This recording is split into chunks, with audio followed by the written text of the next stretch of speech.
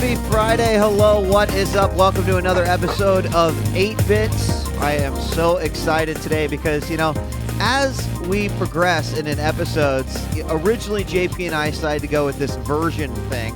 Here we are, version 2.8, and it should be 3.0 because we get such a major upgrade as we've got Green Speak, Jeff Green, joining us not just for today's episode, but as a permanent fixture, bringing, I think, the combined total of video game knowledge and playing to almost triple digits in years. I mean, what more could a man ask for? How's it going, guys? How you doing? And Jeff, welcome. Good. Show. Thank you very much. And yeah, I was going to tell you, Marcus, now, you may not have realized this yet, but you are now one of the young guys on the show. Yeah.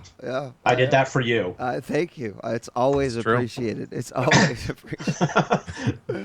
I mean, a lot of people are like, well, how'd this happen? And of course, Jeff, you've been on the show a few times. And I think that when we had you on the show the first time, we all just, I think JP and I were just like, man, Jeff was really great to have on the show. Maybe we should, see if he'd be interested in doing it. And at the time, it just didn't quite work out. But the planets finally aligned, and yes, here we are.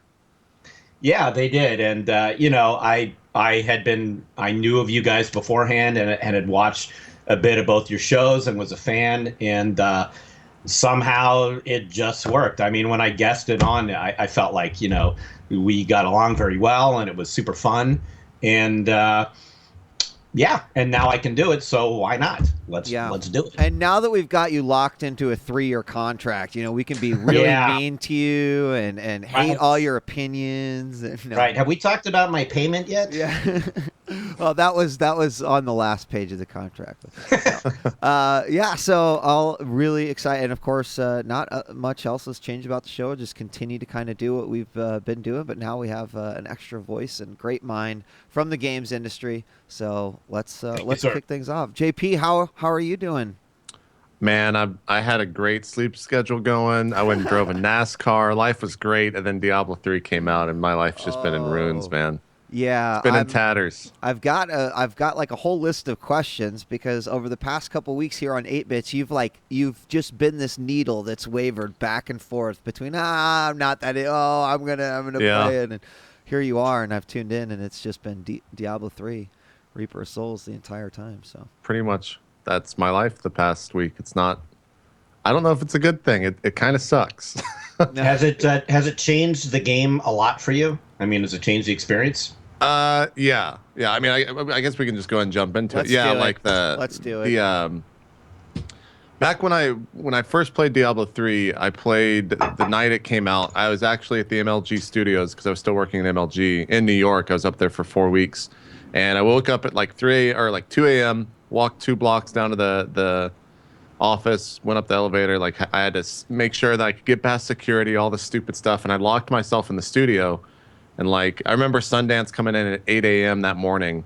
And he opens the studio and it's like pitch black in there. And I'm just like in the back, like crawling back into the corner with the sheet over my eyes. He's like, what are you doing? I'm like, it's my day off. And he's like, what do you mean? I decide that, not you. And it's like, no, man, it's my day off. I'm playing Diablo all day. He just slammed the door shut. So I played for like 15 or 16 hours straight, hit 60, and then I never touched Diablo again. The end game was not an end game. There was nothing to do. I hated how the difficulty was in that game, where it was just you had to go through Nightmare, you had to clear all that, then you had to clear Inferno, and it was just like this giant wall of unfunness. And it was just so slow. And now with Reaper of Souls, they've really, I think with that and also Loop 2.0, which is a patch that came out, I think it was earlier this month. Yeah. I think so. They've really done a great job. Now, there's a lot of hardcore players that are a little bit upset because anyone can have fun and the algorithm is set so that you're probably getting a legendary at least every hour and 30 minutes if you're playing. What an outrageous concept that everyone can have fun. Yeah, What the fuck are they thinking? Yeah. That's bullshit, man. Yeah. And it's a lot of fun, man. There are times where in my head it's like, all right, next legendary, I'm going to sleep. And then it drops and I'm looking at my items and if if I go and reforge that, which is something new. So like if you get a piece of gear and you don't like one of the particular stats, it doesn't have that much benefit to your class, you can go and reforge it into something else and like have a chance to. It basically, when you reforge it, you get 2 new stats, and then you choose 2 of those stats. How's that feel though, JP? What do you mean? When you get that legendary drop for someone? It's still the best feeling in the world. Oh, 'Cause you I just don't feel know. I begged it. I feel Really? like I was watching your stream and something dropped and it was for like a demon hunter and you were like, "What? I can't." Oh, that's salty. Yeah, when you get something that you can't use, you get real salty. Okay. It is like I in the same line of thought. I had a dagger drop the other day, and I've been playing a lot with Ryan Moore, and we give each other a bunch of shit because like he'll get a legendary that's really good for him, and we're both playing Crusader, the new class that was introduced. He'll get something that drops, and it's really good for him, and I'm just like, fuck, man, I really want an upgrade, and then I get a drop that's like a dagger that is like not any benefit to me at all except for just straight up disenchanting it, and he just rubs it in. It gets me really upset, but it's a lot of fun. I enjoy the game. The new class is great. It's kind of like a mix between it's basically a paladin from Diablo 2, Yeah. but with more tankiness. Act 5 is awesome. The new zones are great. A little bit disappointed with Diablo's always been a game, really any Blizzard game's been a game that has great cinematics, and there's no cinematic at the end. Not at all. It's like Really? this. It's that weird like comic booky type deal. It's not a full-on cinematic. Oh. I think they blew all their budget on the opening one that's already been out there, which was fantastic to begin with. But I was hoping for something else. They must cost 6 digits minimum, right, to make. Yeah, I yeah. think so. They put so much work in that. What does I mean, without spoilers, does it leave itself to be open for an act beyond this? Like, do you see that in the game? You mean more? Yeah. We were talking about this the other day on stream. I think that this will be the first Diablo or the first game besides WoW for Blizzard that they actually go more expansions. Okay. Like the way that they have the loot set up and the scalability of that game, like I think they'll do another expansion within a year's time. And I think that was already announced maybe at a developer thing at BlizzCon, that they said that they're going to do multiple expansions. And they kind of leave the story open-ended, like where you obviously defeat the big bad, but then there's like a little bit of something else that might occur in the future, et cetera, et cetera. So if there's more Diablo moving forward, it's going to be a lot of fun. Like I'm having a great time with the game, and I'm not even playing hardcore yet. So that's a whole nother ball game that eventually I'll probably get into. So let me ask you guys, because this is pretty strange in the world of gaming, and with the concept that a game comes out, especially a beloved franchise from Blizzard comes out, it's played and it's bought and it still sells millions of copies, but everyone's kind of like, done with this game. I'm not really a fan. And was it a year? About a year that from release? It's got to be at least a year. Yeah, right. I would have to look it up officially on like Wikipedia. Might even be more. I think it was more than that because Yeah? I guess I was at MLG about a year ago. May 15th, 2012. Oh, it's been Almost 2 years ago. Almost Jesus, 2 I was at years MLG ago. 2 years ago. And I know, time flies, right? And almost 2 years ago, and here they are releasing an expansion and a patch before the expansion that has literally turned people around like 180. Oh, the game's completely different. Yeah. And that never happens. That Yeah. never happens. I I'm glad that they uninstalled it finally after changed beating it the first time. Exactly. Yeah, I was the same way. I beat it. I was like, well, I'm not interested in grinding this Inferno stuff where you get an upgrade like once a day. And now the algorithm they put in for Loot 2.0, I really feel like within the first hour of playing, you will get a legendary weapon that is like a gigantic upgrade for you. And then that's how it's like the carrot on the stick. It's like, well, if I got that, I could probably get some more stuff. And then you play another hour and some more stuff drops, et cetera, et cetera. Like there's always upgrades. There's always new stuff to check out in the game, I feel. And adventure mode, which is the new mode that they put in that you can access once you beat Act 5. Is that what you were playing, where they would just be like, go defeat these monsters? Right. It's actually, So in the old game, you had to like farm a quest, right? Or you had to farm a zone, and it was really not all that exciting. Now, like with adventure mode, you go into a game and you're able to access all 5 acts. You could just port in between them. And within those acts, there's 6 bounties that you're supposed to do. So it's like, go here and do this, go here and kill this guy, or go here and clear out this cave. But then when you do that, come back to me. And if you clear all 6, then you get this, I think it's a herodic cache. And then you just right click that and it drops like, it has a chance to drop 10 items. I think it drops like 15 items in total. Yeah, that's what you were like, okay, let's open it all at the same time and just fires out of it. Yeah. So like there's always ways to just get mass amounts of loot, and you can really play it quite differently than all the other games. JP, do they change that dynamically, or is it just like one adventure mode and it's the same every time? It changes dynamically. Like you may get a quest in one game that you won't get in the next game. They're always different. Nice. There are nice. similar ones, but the only similar ones are most of the time in those 6 bounties, it's like kill a major boss in that act, and there's only 2 or 3 in each act. So like I've killed in Act 1, I've killed the Butcher like 2 or 3 times, and I've killed I forgot who the other Act 1 boss is. Aranea, or whoever the queen is. I've killed her a couple times. But if you don't want to do that, you can do this thing called rifts, which you get rift fragments from doing the bounties. And for 5 of them, it unlocks this rift, and you go into the rift. And what the rift is it's basically any zone within the game that you get thrown into, and then any mobs within the game are within there. Randomized? So like, oh wow, it's randomized, completely randomized. Like, and the way that they get around that lore-wise is saying like this is how the Nephilim trained in the past against monsters. So like, I haven't found it yet, but I know that there's 2 that I really want to play. There's one where it'll throw like the ponies in there from the cow level. And you'll just fight them on a random level. So that's in there. There's one too where in the game, if you remember, there's treasure goblins that you can kill that eventually port away. There's one where you zone in and it's a entire floor of treasure goblins. Oh There's my like God. 40 of them. Gosh. that would be It's really infuriating. rare. But like you walk into a room and there's like 12 goblins there. I've seen it before on a stream. And it's like, all right, how are we going to deal with these fucking 12 goblins? We got to kill all of them. If one gets away, I'm going to be pissed. Right.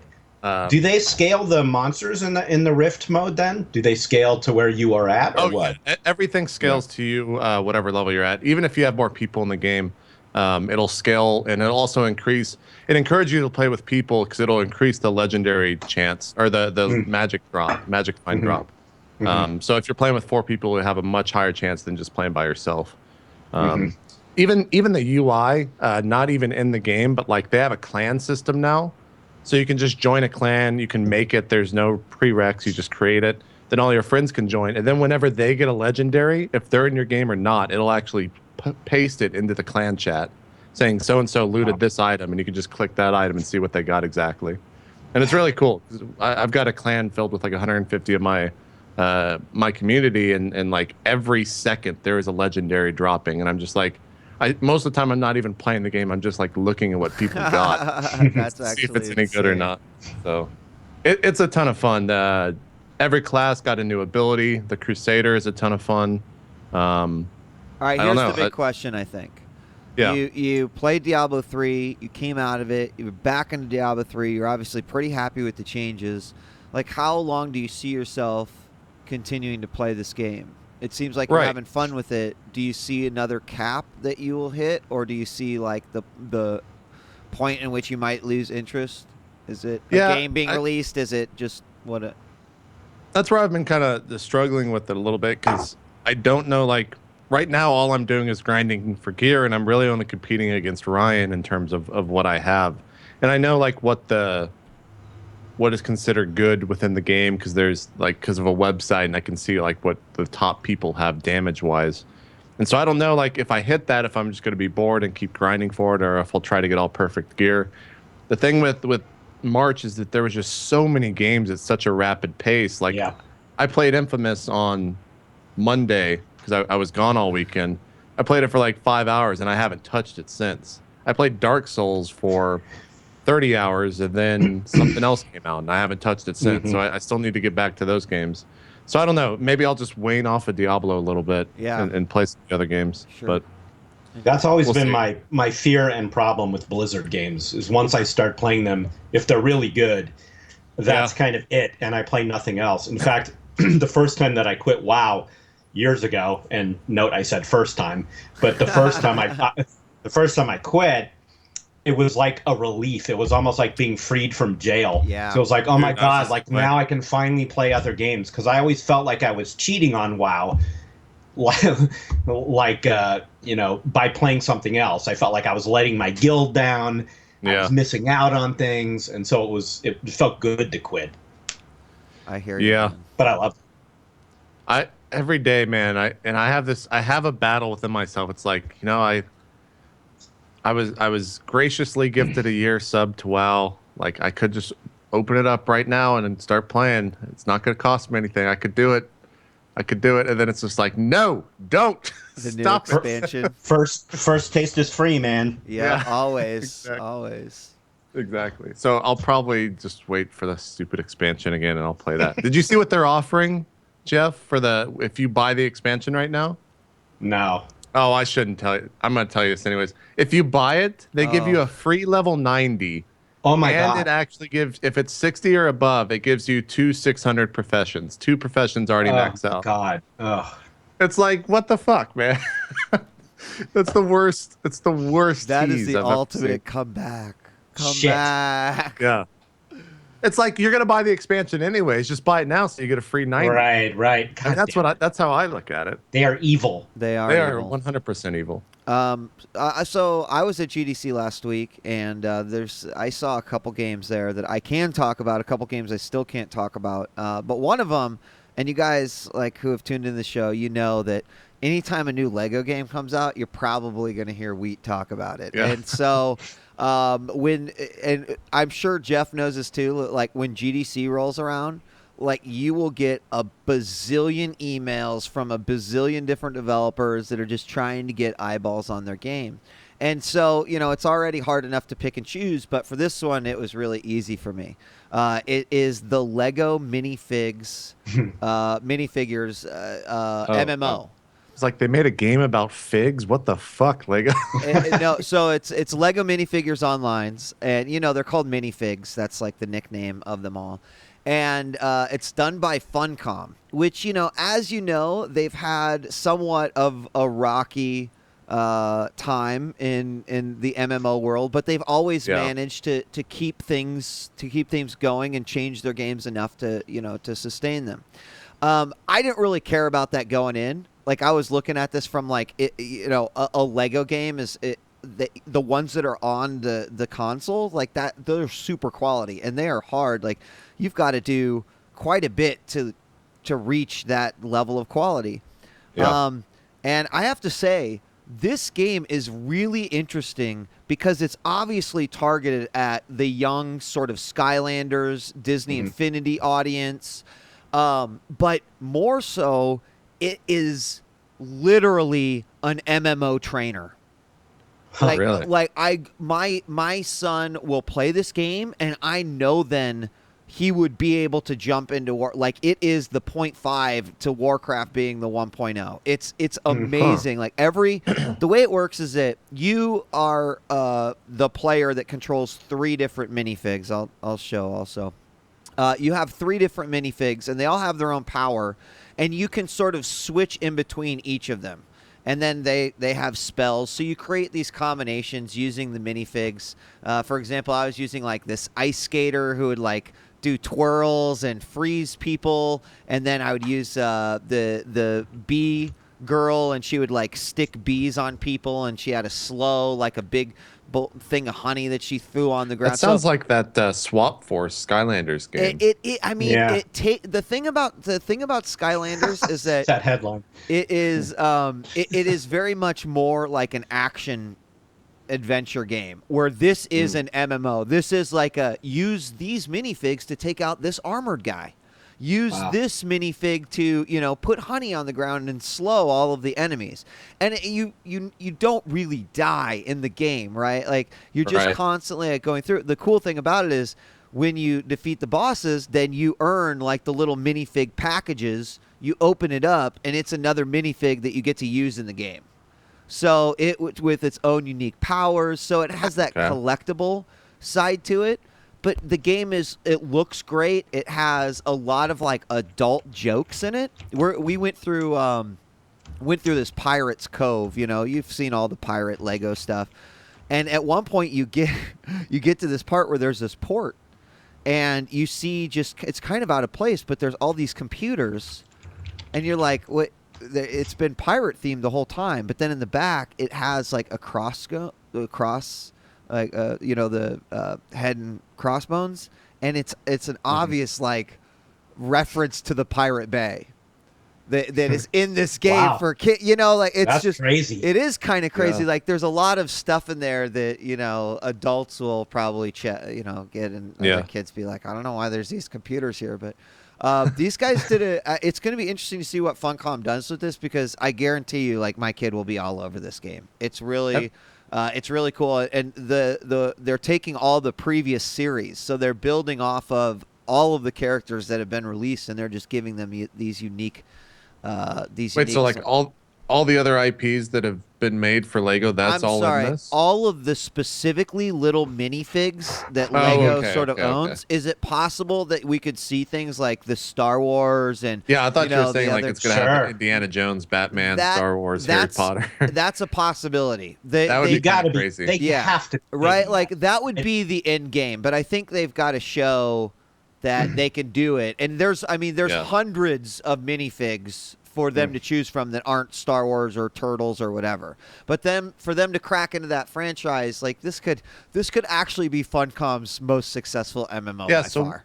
What do you buy in that game then? Like where do you spend money? Is there a monthly sub? So it's free to play. And I think that like any other game, you're going to have some sort of currency that would let you just purchase minifigs, but then you can earn them by just completing the quests in game. Mm-hmm. Okay. So, you know, like I'm sure the build we saw, like all of the perks weren't in there, but I'm sure like you can expect, you know, faster level gain perk and, you know, stuff like the stuff that you find in pretty standard free to play games. I didn't see, there was nothing front facing that would have like been a barrier for my kid to go in and enjoy this game. And more importantly for me, because that's always interesting too, like in suddenly this world, this household of gamers, you know, when you have to buy 2 copies so 2 people can play it, or, you know, like this is the perfect kind of game for him to get into where I could join him anytime. Yeah. So dads, get ready out there. Funcom's really had a tough fucking time. Yes, they have. Yeah. I hope that it seems like they've done good with this, and I think with like the Lego IP, you can only make money.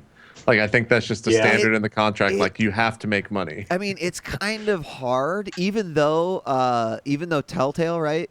Or is it who Telltale? For what games? Telltale Walking Dead. No, I'm sorry. Then who does the Lego games?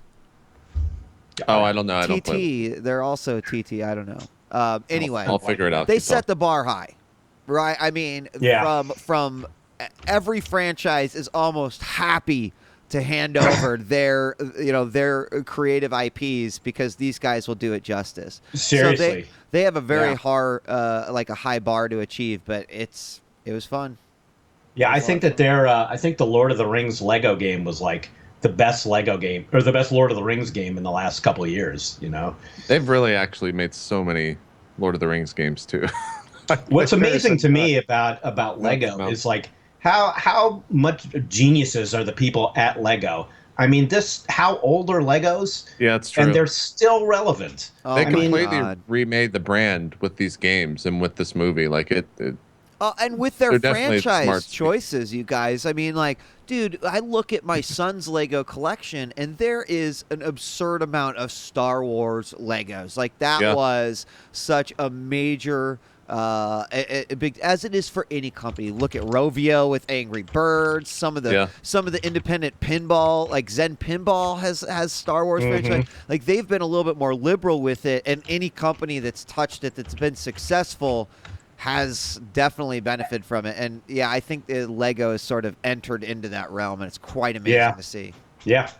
Any company that can get me to buy a $400 toy for my brother for Christmas, who is 31 years old, mind you, is doing something right. Like, what the fuck, man? That's nuts. That's just nuts. All right, who's next? Well, Jeff, what have you been playing? God, it's what you said, JP. There's so much to play. I felt sort of like AD&D, just like jumping back and forth, Yeah. to get my hands wet with everything. So I started playing Infamous 2 as well. I mean Infamous as well. But I've only put a couple hours into it because I keep boomeranging around all my different games. So far, I'm digging it though, and Yep. it's actually very gratifying to be playing something on the PS4 other than Exactly. Resogun. Finally, not that Resogun is bad because Resogun is fucking great, Right. but this feels like a full-on real next-gen PS4 It game. really, God, it looks so good too. It looks looks so It good. looks good. fantastic. But Yeah. it doesn't necessarily hold the candle to any possible awards for writing Nope. or story. No, and it's pretty. that's It does not. it Yeah. really doesn't. And I hate to even say like Infamous is a tech demo, and it is like a bright look into I think what's going to be possible and where things are heading, but it's fun. I just wasn't like, man, this Yeah. dialogue and this story, it's just it's impacting me and it's thrilling and it's I agree. It's like a tad embarrassing in places. Yeah. But I do. It's compensated for me by a lot of the animation and facial modeling. Like a lot of that stuff looks really super God, it looks great. so good. Um, But they're at yeah. a point now where they actually convey emotions just by the look of the face Yeah, in a right. character. You almost want to just say like, stop talking. Just Yeah. like a bad date. I think Just let Last of me Us look started at you. to do that, and now Yeah. Infamous does it really well. So Right. So I've been playing a lot of that, but I honestly I don't. I'm so early into it. I don't have a whole lot to say about it yet. are you still only with one power, or do you have the next? Yeah, just one power. Wait. Okay. No, I've got the. I can move through things. What's Oh, what's okay. the second imagine if smoke is an element, power? Yeah. like that's the powers you have, Yeah. then you Yeah. will eventually be getting other elements. Okay, so that's all Yeah. I've got Yeah. now. Okay. The Um, second one you unlock it looks awesome. Like it's one of the coolest looking effects in the game, I think. I definitely want to get back in. I mean, this first chunk that I played definitely, it clicked in my brain. Yes, I'm going to play this and finish Yeah. this game. Yeah. I was glad I bought it, and Right. it was a relief. It's like, okay, good, it's going to be good. Maybe I should say it too. Like, I'm definitely okay with this purchase. I hope that Oh, yeah, by saying it's a 100%. tech demo win, because it's just great to be playing on the PS4. But again, like seeing the draw distances and some of the shit going on, like it is just amazing to look at. Even my kid is like, it's pretty awesome. It's also so Yeah. colorful. Like that's Very the most colorful. refreshing thing is to see like the amount of color in this game. Yeah. It's not just a single palette. Yeah, exactly. Yeah. It's kind of crazy how often that happens, right? Right. I mean, right. even Titanfall, which is probably the thing I've been playing the most. I mean, Really? it's the same color Yeah. everywhere, Yeah. I mean, it looks good. It looks sharp, or at least it does on Xbox One where I'm playing. But it doesn't conjure visions of a beautiful colors or whatever. Yeah, I agree. It has that green gray Yeah, pastel khaki look to it most of the Yep. time. Yep. Most of the time. yeah. I still love it. Actually, to be totally honest, the thing I've been playing the most, this is going to be probably retro for a lot of people here, but is Tomb Raider, the most recent Tomb Raider. That game looks great too. I skipped over it at the time, and now I'm playing it on PC on Steam, and I'm surprised how much I love it. I really am. It's a actually good game. great game. It's fucking great, and now when I look back at like all the Game of the Year award stuff, like I'm shocked it didn't get more recognition than it did, because I'm having more fun with this game than a lot of other games I did in 2013. Jeff, how many people like do you think skipped over it because it's Tomb Raider, right? If this would have been a new IP, Yep. I think it could have knocked out the last one, but That's because why I skipped over it. yeah, Yeah, and it's like I remember playing it just going like I can't believe like I'm even getting any sort of nerd chills from this game considering how Right. many times I played and the story I know, but they did such a great job and it's proof that you can reboot an IP and do it right, I think. Totally. I totally agree with you. And I think that actually, I went back and read original reviews too, because I was curious to see. And it sort of bummed me out that I felt like that feeling was even sort of in the press too. It was like getting a lot of, well, it's Tomb Raider. Like I felt like basically what you said, but I would apply to the press. If it was a new IP, that the press would have been more into it too. They would have given it more kudos than it got. And what I'm really loving, and it looks amazing on Steam on PC with everything jacked up. But what I'm really loving is that all of the extra stuff, all the finding things, is actually fun because in so many games, that stuff to me feels like work. It feels like a chore. Like the Assassin's Creed games to me are a perfect example of like, fuck, now I got to go get that thing, and I'll do it anyway because I get, compulsive about it, but I'm not having fun. Whereas in Tomb Raider, I don't know what it is. Somehow they made all the discovery things sort of neat. It's like the level design. Like when you find a hidden area, it really feels like it was hidden. Like you really feel like you did something cool to find it. You know what I mean? Yeah. I agree. I mean, so yeah, I'm loving it. If I was to, I remember, talking about the one thing I would have wished is that there's that one point where you go in and you find like these mini like ruins. Is probably the best way, and it was more like akin to what was Tomb Raider 1, where you would like find a. And I do wish that like there were a few real big one of those, but I was okay with just how they brought it in, and it wasn't necessarily focused. It had its own focus, but it sort of like had that nod back to that old school exploration that made the first game so great. Like exactly, so much about that game is. Yeah, it's so fun, and I think one thing too that I liked is just that because she's a Tomb Raider, the actual like looking for stuff sort of makes sense organically within the game. So like when we're finding things, it feels like, well, that's what actually she would be doing, rather than in Assassin's Creed where you're running after a piece of paper over the top of rooftops. It's like, fuck you. Like those things alone made me hate the game. Not hate it, but make me frustrated with the game. The best part of that game for me was just how, and this makes me sound a little sadistic, but like the fucking death animations that game are insane. Oh my God. Like they are, and we've talked about this before, I think, with me and we. They're just so brutal.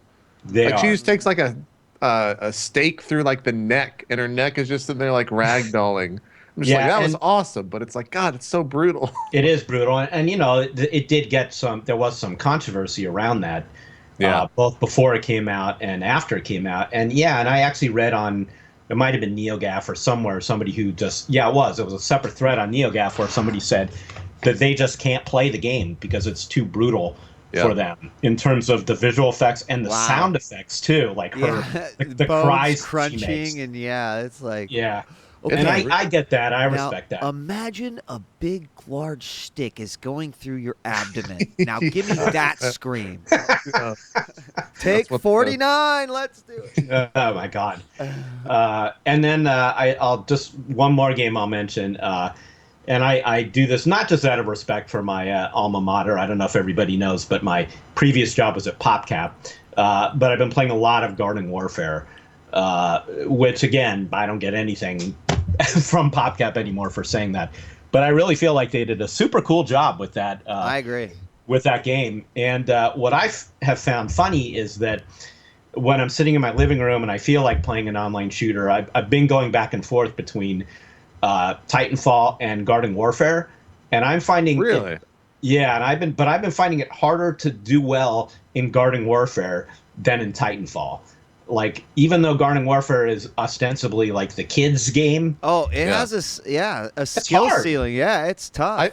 I felt like, and I only played the game for maybe 5 hours, and then like the next day my Xbox Gold ran out. I'm like, well, I'm not going to resub for PvZ right now. But I didn't even get to capture any footage of it. I was kind of upset about that because it's $40. But anyways, I felt like the aiming in that game, it's not like pinpoint. Like it Right. feels like the reticle is like fucking 40% of the center of the screen. Yep.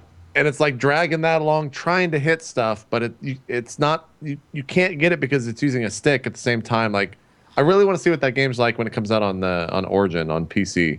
I think it'll be a completely different experience. Yeah, I agree with you, JP. And I think some of the classes in particular, like the scientist on the zombie side, his reticule is humongous. Oh, it's massive. Yeah, it's massive. I'll be damned if I can ever get a frag with that guy. So actually, I started defaulting to just actually they do a good job of if you're playing steady on one server, they force you into going side to side. I mean, I guess you can manually get out and join the other side if you really want to, but they make you go zombie plant. Right. And on the plant side, I always play as Sunflower just because I find it easy to rack up points as a healer, which I normally don't want to do in a shooter, but it's actually fun. And actually the Sun has a super intense offensive power as well. That beam or whatever. The beam, so you can switch to offense, but I agree the aiming is really hard, and I think maybe that is what makes the game hard, as well as the fact that there's just some amazing players in there. I thought it was all going to be like 10-year-olds that I could just bully. No, Are there still people like? Is it easy to find a match in that, even with Titanfall out on the Xbox One? It is if you go to like the sort of standard modes. The more niche modes are harder to find matches. Okay, because that came out 2 weeks before, and when I was playing, I was like, man, this is going to be rough when Titanfall comes out because everyone's going to jump to that. Well, I'm sure that they probably lost some, but I mean, the good news for EA is that they own both games, right? So that's true. That's actually true. They're just competing with themselves there. Yeah, Jeff, but Well, I want to ask what you think about this because we talked about Infamous and how it looks really great, but I think Garden Warfare on Xbox One actually looks pretty phenomenal. I mean, it's not quite the next jump, but I mean, the models and the animations, they are really, really good. They're so good. They're so good. I mean, this is one area where I think it actually honestly blows Titanfall out of the water. In every respect. I mean, even the idle animations, like they did such a nice job with everything in that game, the environments. And I think that sometimes in games in general, like that's the advantage of going with like a cartoony style, right?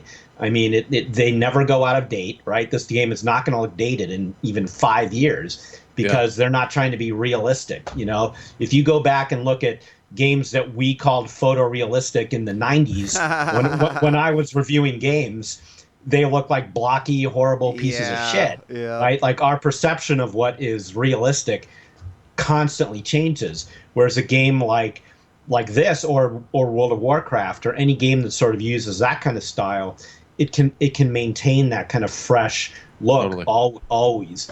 And in PvZ Garden Warfare, like they just used a super like bright color palette and really rich animations. I agree with you. Yeah, I always remembered the Sunflower animation, like where he tilts his head back to you and smiles.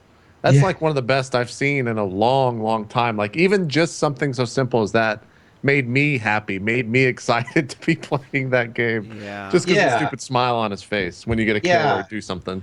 Right. I mean, the game was not developed at Seattle where I worked. It was done up in, I don't want to say it wrong. I think it was EA Vancouver. But, so when we were seeing the game in development, everything was a surprise to us as it came in. Right. And, it was like, whoa, they're like more than doing it justice. It was like way better than even we were imagining it was going to be. So they did a great job. It was good to see because, I mean, who the hell knew? We didn't know even there at PodCap. I mean, it seems sort of outrageous, the idea, it could have either been awesome or terrible. What talking about Titanfall a little bit, what game mode are you playing? You're playing on the Xbox One, right? Yes, I am. So are you just playing the attrition or what are you playing? Well, okay. So this is where age becomes a factor. Because I largely sworn off multiplayer shooters in general because my Twitch skills, it just happens. Everybody watching this, when you get up to my age, you'll see, no matter how good you were, it just, the synapses don't fire as fast, right? So around the time that COD started really ascending, I just started like losing more and more. Counter-Strike, it just became where I just sort of aged out of the thing, which bummed me out. And so the reason I'm saying that is because both in Titanfall and even in the Battlefield franchise, now I always default to to a hard point game, because that way I can rack up points even if I'm not getting frags.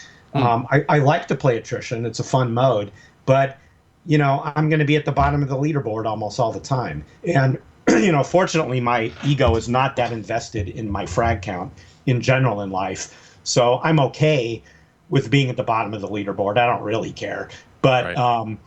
But what it frustrates me if I'm playing a match the whole time and it's just respawn die, right? Totally. We all hate that, right? Right. But in Hardpoint, I can actually rack up a shit ton of points by doing what the game is supposed to be, which is capturing the points. Because so many players don't ever do that, right? They're just killing each other. So I can just sort of sneak around from point to point, and without even trying that hard, I can get into the middle or top of the leaderboard, and that's more satisfying to me. Okay. So that's my answer. Yeah.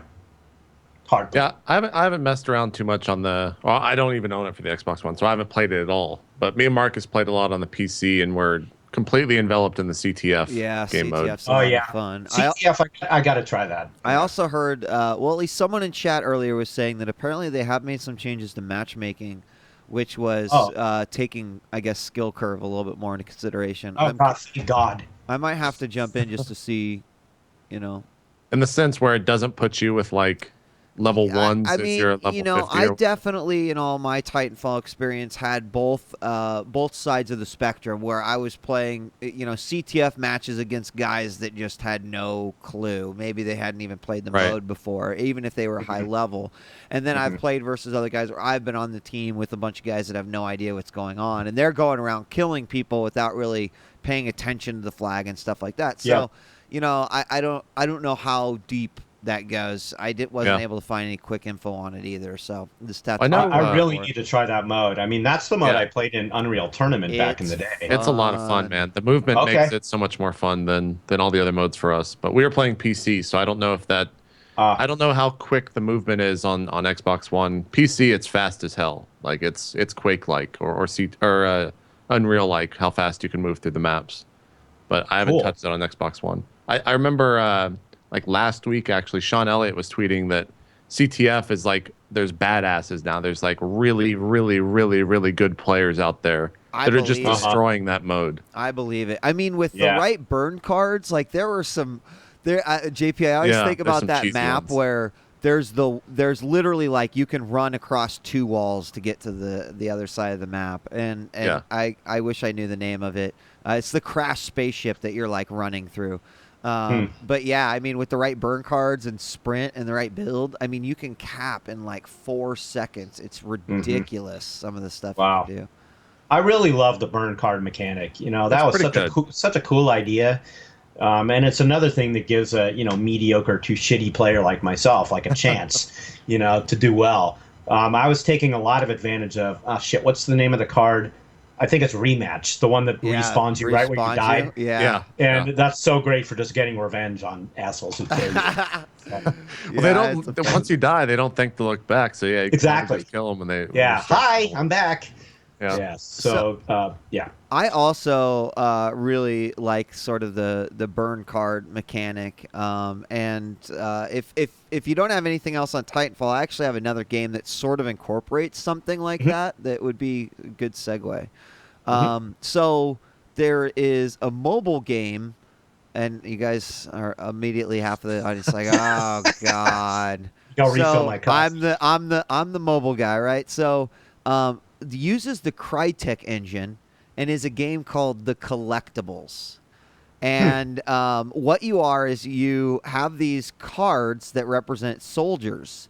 and you go in, and it's almost like an action tactical game where you move your guys around, and they have to like kill different, enemies and different opponents. But the reason I sort of associate with the burnt card thing is as you increase in level, you get these disposable, they call them action cards, but they are things like grenades and RPGs, and you become fireproof and put down a decoy. So every once in a while, I'm usually playing a mobile game that I end up spending some money on just because I like it. And this is my like game of the quarter, collectibles. Wow. I want to find because it's a very nice looking game, but the way they do the progression and the level up. What's that? If it's on the Crytek engine, it's got to look good. Yeah. Yeah, that sounds great. So this is on like iOS and it's on Android? Yeah, it's on iOS. It's coming for Android. It should be out soon. Oh, great, their website. Oh, their website might have a little bit more than that. But yeah, like as you unlock, here's some of the cards that you get. So you will like earn cards of the different mercenaries that you can get, and then you can level them up, and then you get all these action cards. And of course, you can go ham and spend a shitload of money and buy like packs of amazing cards. But what happens is throughout the game, and as you progress through each mission, they're giving you packs of cards. So you're getting to open up packs of cards like almost after every single mission. It's like a super reward-based game. But like I always have to encourage guys that are looking for mobile games that are like they have in-app purchases, but they're games that you can like play through and actually get a good amount of stuff just by playing. This one's quite fun, and here's a picture of it right here.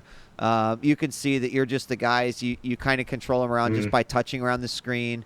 But it does have a tactical sort of, I guess, aspect to it, because every level has different enemies and different buildings that you might have to destroy. So you might have to take C4 into this one, or healing into this one. It's a lot of fun. So as far as mobile games are concerned, this is definitely my pick for the last few weeks. Yeah, that doesn't look like great. It's a mobile game. It it sure doesn't. Yeah, I mean, the moment you hear Crytek, you're like, okay, it should have good, and it does. Like, there's constant explosions and stuff going on, and keep in mind, like, a lot of the levels are somewhat recycled. They have like their 3 areas, but then they're sending you through different paths to make each level unique. And I've been playing it now for about a week and a half, and I don't see myself finishing anytime soon. But this is definitely my like 15-20 minute just want to run through some missions and feel like I progressed, and it's a lot of fun. Yeah. I got distracted by the spelling of the game name because collectible. So this is just me nerding out on being an editor, but they spell it ABLE, collectible, and the main spelling is IBLE. Right. I don't want to turn this into a grammar podcast. Interesting. But I actually had to Google it while you were talking because I thought it was like just actually wrong, but the A is an alternate spelling. So I'll relax now. Interesting. On that. Since you mentioned a mobile game, I'll mention one too that I'm totally addicted to. Have you guys played Threes yet? THREES, the number? I know what it is. Yeah. Oh my God, I'm so addicted to that game. Yeah. And it's nowhere near the kind of game you're talking about. I mean, right. Obviously, this is just kind of a match game in multiples of 3. But there's something about that game that just, I think it's the fact that no matter how often I play it, I don't seem to get any better, which is actually making me want to play it more. So that's the game that, when my wife and I are watching TV and we're both second screening it, she plays Bookworm and I'm playing Threes, and we're both like supposedly watching a show, but we're obsessing over our little mobile game. And Threes is the one for me. And I actually was so addicted to Threes that it got to that point where, and I'm sure everybody has this, where I was playing so much before falling asleep that I was still playing it in my dreams. Oh yeah. So I had to stop. Yeah. Our good friend Day 9, his roommate is actually one of the devs on that, and he posted basically a blog post like talking about the development of that game and how it's getting cloned so much on iOS, where there's a game called like 2048 or something. Yeah. And it's just a straight rip-off or something of it. But it was a pretty interesting read. I haven't played it, but Sean keeps promoting it enough that I might actually. How much? It's like $4 or something like that. It's $1.99. Oh, it's $1.99. Yeah. Yeah. It's I think it just came out for Android this past week, but it's been crushing iOS. It's been like top 1 to 3 really it's kind of funny, JP, that whole, I did see they released today like a 580 email chain of like them talking about the development of this game, and and they also talked about the whole cloning aspect, and in this day and age, like, I'm surprised that anyone is surprised anymore. In fact, it's like, look, if you release a good game, there is just 100% chance that someone else is going to make the exact same game. In fact, it might even literally have your assets, because this happens a lot in the Chinese mobile development, which is a shame. But, at the same time, because there was some criticism about the 2048 and the threes, and God, be flattered as hell that your game was one that other people were like, damn it, we didn't think of it first, but we're going to make it now. That's just like, it's just kind of, we sort of see it in a console and PC world anyway. On mobile, everyone it's just rips on everyone for sure. Yeah, but on mobile, it is. You look at like GameLoft, bless their hearts, I love them to death, and I play a lot of their games, but like every single game is just like, okay, guys, what this week, Grand Theft Auto, next week, Max Payne, okay, then our WoW, and it works because people want those types of experiences on these mobile platforms. But man, still Flappy Bird. Yeah, it's a rough thing. Flappy Bird to me was hilarious because I actually never played it or downloaded it, because by the time I got interested in it, it was gone. But what I thought was hilarious was all these companies, including the one that I used to work for, spending so much money and so much time developing a mobile game to try to make a hit, 100 people teams, millions of dollars. And one dude in South Korea in his spare time makes a game that blows everything out of the water. I love the democracy of the mobile market in that way, right?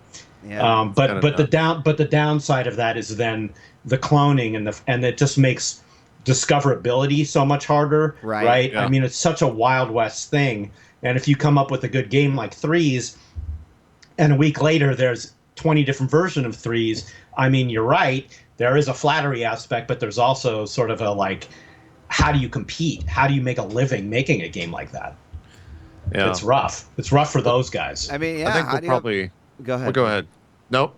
Politeness battle. It's like, how do you even go, we're going to have a mobile business in this world? I think that's why development cycles are on a monthly basis. And it's just like pump out 5 games and hope that one of them reaches it. There's a lot of like in-app purchase grabs that happen right now. But it's tough to just go, how do we survive in a world where some guy in a garage, can spend a week making an app, and it dominates the leaderboards for. Right. But by the way, I just glanced over at chat and I was corrected that the Flappy Birds guy is actually from Vietnam. Yes. And not South Korea, so my apologies. I made the classic like awful white man mistake. Did you guys happen to see the King.com IPO stats from this past week? Now I heard that right there, I think, is proof of the mobile world. Was it true that it was like one of the worst IPO openings? Historically, one of the worst IPO. I think it was the worst IPO opening of all time. Does that make you as happy as it makes me? It makes me pretty happy, yeah. It's just like, to me, the universe like just working how it should, right? That's right. If you're gonna pull some D-baggery like that, the universe might come back and be a D-bag right back to you. That's right. You fucked over all your players, and now we're gonna fuck you over right back. At the same time, though, they're still valued at $6.5 billion. I know. Yeah, no one's going so broke. It's like we may be saying like, oh, that makes us feel good, but they're still like, fucking count the Benjamins, man.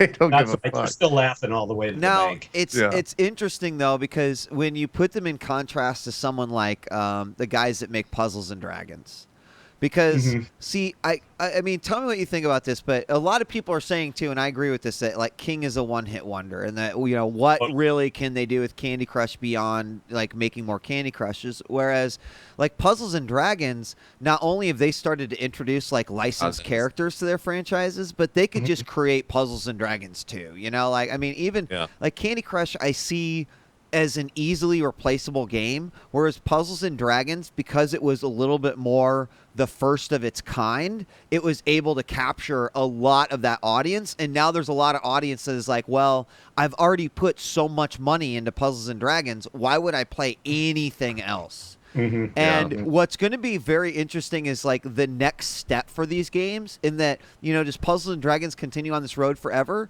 or do they figure out a way to release a sequel, and then everything I've ever done in the first game like gets ported into the second game, thus like making my investment even more. It's the same reason why I think a lot of League of Legends players say, I play League because of the amount of money I have spent. I love the game, but also I'm so invested in it. I understand that.